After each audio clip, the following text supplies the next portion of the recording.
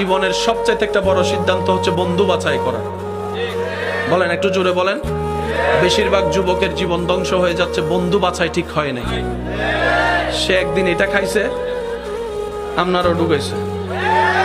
সে একদিন বলে এক টান দে, আছে না নাই, আছে না নাই। আপনি হোন্ডার প্রতি আকর্ষণ নাই, বউলি আপনি দিতে পারেন না, সে আপনারে নিয়ে বউলি দিয়ে কয় চাই তুই বাপের বেটা হলে তুইও দে।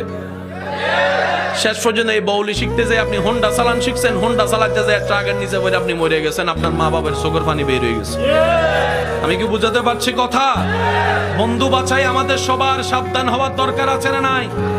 বন্ধু তো সেই জন যে বলবে যে আমি তোকে দুনিয়াতেও চাই দোস্ত, জান্নাতেও আমি তোকে চাই, জান্নাতেও তোকে চাই। হাসরের ময়দানে বাইচে গেলে অন্তত আমি যেন তোরে দুইটা সওয়াব দিতে পারি।